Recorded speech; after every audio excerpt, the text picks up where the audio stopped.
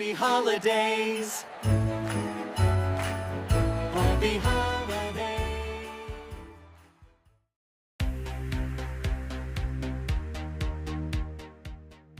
Hi, and welcome to the holiday edition of your monthly webinar for releases and deploys and all the other odds and ends. Lots of great stuff happening in December. Happy holidays.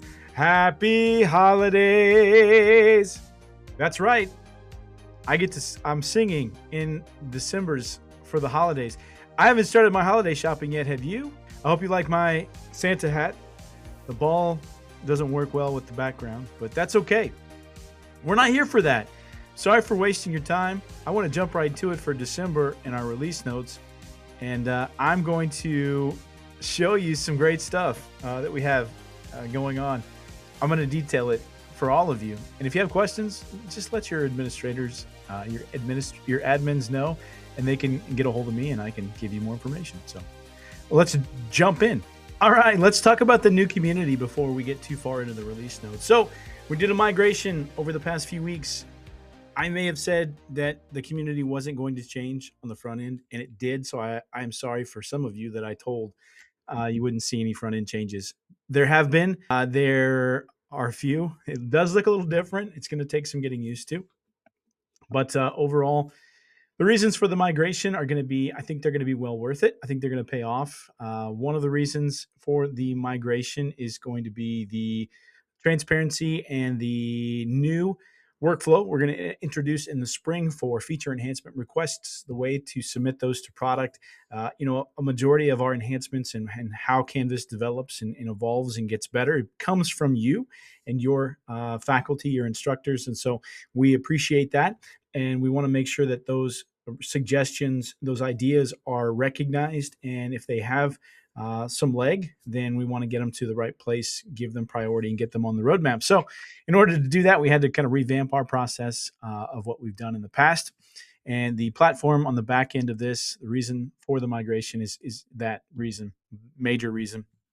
Another reason is improved search functionality. So we should be able to search. I am, in the previous few renditions of the community, I've been a Google searcher, and that usually works better for me. This should be up there with the Google search, so I shouldn't have to do that anymore. And also, another big reason that we've done the migration is down here in the corner, we're going to have our friend PandaBot. Now, PandaBot was introduced a few years ago. It was an earlier AI tool used to help with search.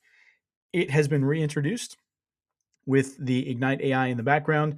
The long-term objective for PandaBot will be also to integrate into your Canvas instance, which is fantastic.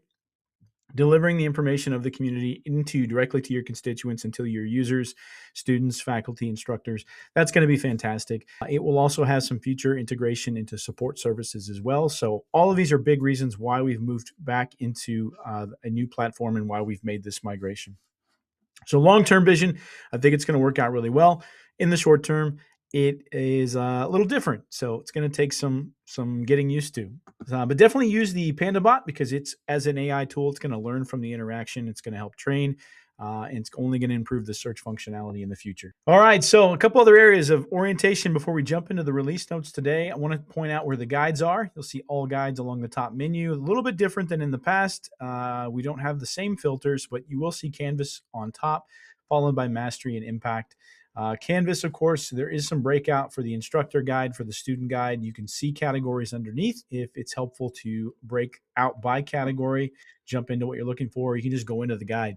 Once you're in the guide, it should look familiar to what you've seen in the past, to the previous guides. So hopefully that brings back a little bit of this familiar flavor. And you can follow pages. You can bookmark. Your previous bookmarks and follows should be saved. So hopefully you're not running into any issues there. We still have all the links. We have videos embedded into the guides that can be helpful. So hopefully when you get to this point in the guides themselves, it's not very different. If you run into issues, go ahead and let the community team know. You can contact them or fill out on each page. They have the small option to kind of give feedback on the page. So we also have product resources. Those are broken out by different components. They go beyond the Canvas Mastery and Parchment branding that we see kind of matching up with the Instructure website.